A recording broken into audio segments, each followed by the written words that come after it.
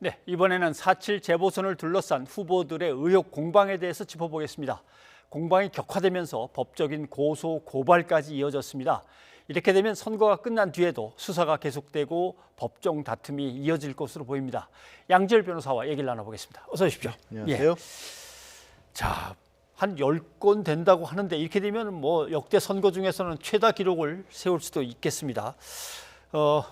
그런데 이제 양당 후보들 진영에서 서로를 고발한 게 있고 또 시민단체가 두 당 후보들을 또 고발한 게 있고 복잡한데 우선 서울시장 후보들의 이제 공방부터 좀 짚어보고 내곡동이 역시 뭐 가장 큰 이슈죠. 그렇습니다. 서울에서는 내곡동이 가장 큰 이슈입니다. 뭐 서울, 부산 통틀어서는 말씀하신 것들이 한 20건 가까이 된다라고 그래요? 하는데요. 서울에서는 압도적으로 내곡동과 관련된 부분이고 사실 이 내곡동 관련 의혹이 처음 나온 것은 이미 지난달 10일입니다. 오세훈 후보 측에서 이 문제를 다시 거론했다라면서 천준호 고민정 의원을 고발을 하면서 시작이 됐고 거기에 대해서 아니 이게 이 멀쩡하게 뭔가 문제가 있어서 이 문제 제기를 한 것인데 그걸 고발했으니까 무고에 해당한다라고 해서 민주당 쪽에서도 다시 맞고발을 한 겁니다.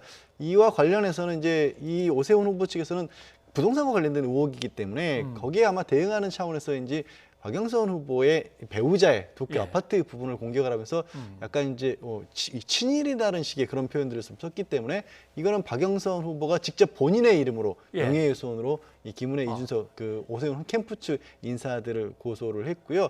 그 밖에는 이제 내곡동 의혹이 불거지면서 이거 자기 책임하에서 했었다라고 전 서울시 주택국장, 그러니까 서울시장 오세훈 후보가 서울시장에 있었을 때 주택국장이 그런 식의 증언을 했는데 이것도 허위 사실이라고 해서 민주당에서 또 고소를 했죠. 전 주택국장. 네, 전 주택국장입니다. 그런 식으로 하다 보니까 내곡동 의혹을 둘러싸고 가장 많이 지금 고소 고발에 이어지고 있는 상황입니다. 네. 저렇게 고소 고발이 분명히 여러 건 이어졌으면 수사기관으로 이제 넘어갈 수밖에 없는 상황이고 서울시의 주요 정책 결정이었기 때문에 서울시 내에 어떤 시청 내에 어떤 이제 근거 자료나 뭐가 있을 것 같기도 하고 실체가 나올 것 같습니까? 어떻습니까?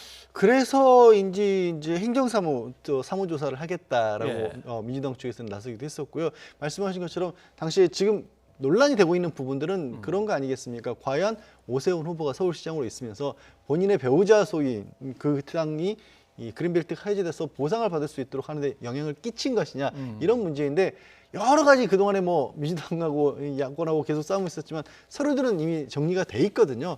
거기에 더해서 지금은 그때 뭔가 어떻게 보면 영향력을 끼쳤다라는 것 자체가 뭐 어떤 사법 처리가 대상이 되는 건 아니고 그와 관련해서 오세훈 현재 후보가 예를 들면 허위 사실을 유포한 것이냐 이런 부분이 따져져야 되기 때문에 그러면 선거법으로 가네요. 그렇죠. 그거를 비교하는 것은 아마 가능하지 않을까 싶습니다. 그래서 단순하게 내곡동이 지금 가장 최근까지 논란이 되고 있는 그 땅 측량하는 날 갔었느냐 안 갔었냐 정도가 아니라 말씀드린 것처럼 과연 어찌 보면 이제 이 그린벨트 보상과 관련한 부분에서 관여를 했는지 그런 사실이 알고 있음에도 불구하고 전면적으로 부인한 것이지 이런 것들이 아마 쟁점으로 다투지지 않을까 싶습니다.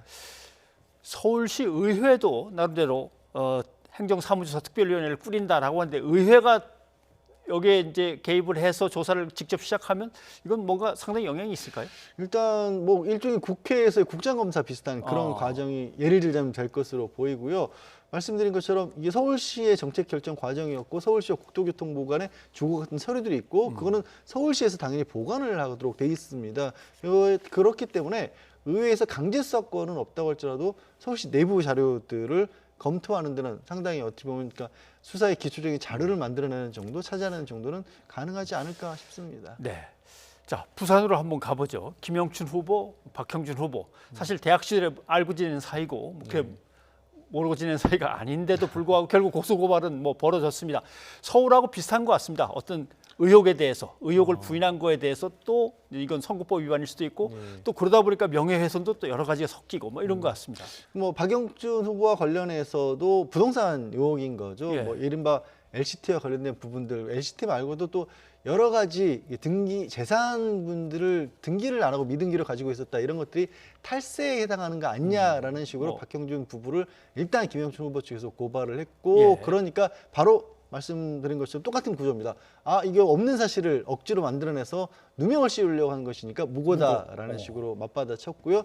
여기서 이제 김영춘 후보 측에서 부동산 문제를 제기하니까 박종진 후보 측에서도 김영춘 후보의 형도 부동산과 관련된 문제가 있다라고 의혹을 제기해서 그 예. 부분에 대해서 또 이 김영춘 후보 측에서 고발을 한 그런 상황이고요. 그 외에 박형준 후보 같은 경우는 입시와 관련된 부분, 자녀의 입시와 예. 관련된 부분에 있어서도 뭔가 의혹 제기가 있었지 않습니까? 그와 관련해서 그 의혹을 제기한 교수라든가 그걸 보도한 언론사에 대해서도 예. 민사상 손해배상 소송 역시 제기해놓은 그런 상황입니다. 예, 뭐 투기 의혹과 관련해서 복부인 아니냐 뭐 이렇게 발언한 거에 대해서는 내 가족을 왜 명예훼손, 명예훼손하냐 이제 이렇게 또 폭로한 언론사에 대해서는 이건 또 허위사실이다.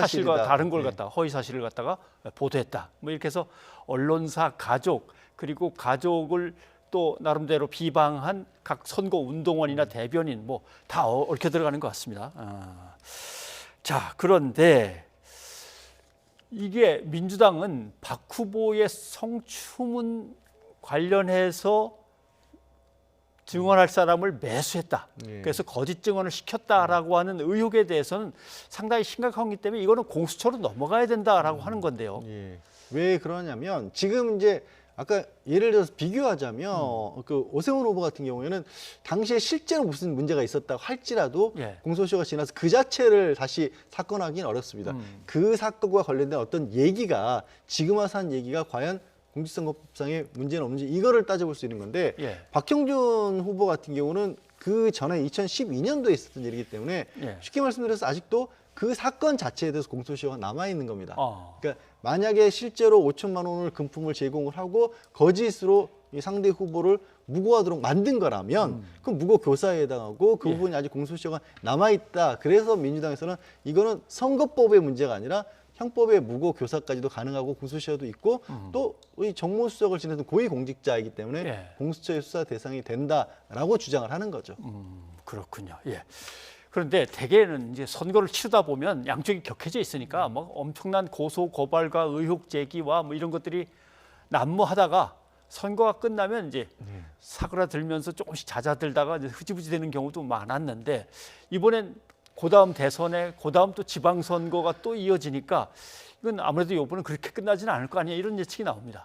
저도 그렇게 봅니다. 일단 말씀하신 것처럼 1년에 해당하는 기간이고 그러면 이번에 설령 당선이 됐다고 할지라도 다음에 그러면 당선 내지는 출마를 할 수 있을 것이냐 당선이 될 것이냐 이런 부분이 바로 사실상 선거 기간에 또 들어간다라고 볼 예. 수가 있고요. 그리고 여야 모두 이번 선거의 어떻게 보면 결과를 두고 또 대선까지 연결을 시켜서 각 당들의 선거 전략을 짤 거기 때문에 거기에 이게 서로 상대방과 양보를 하고 어찌 보면 뭐 고소했던 부분들을 정리한다는 것 자체가 앞으로 3, 4년 그러니까 네. 보통의 선거의 경우는 이때부터는 이제 또 정책을 가지고 싸우자 다른 걸로 싸우자 여의도 정치권에 싸우자 이 얘기인데 이게 정리하기가 어려운 상황이기도 하고 또 실제로 지금 거론되고 있는 사건의 성격들 역시도 평소에 어찌 보면 뭐 명예훼손이라든가 뭐 선거 공보물과 관련되는 뭐 허위사실이라든가 이런 정도의 수준 좀 넘어서는 것들이 드러나고 있어서 이 부분은 아마 양쪽 당, 뭐 여당이든 야당이든 선거 후에 쉽게 정리가 안 될 것으로 저도 보입니다.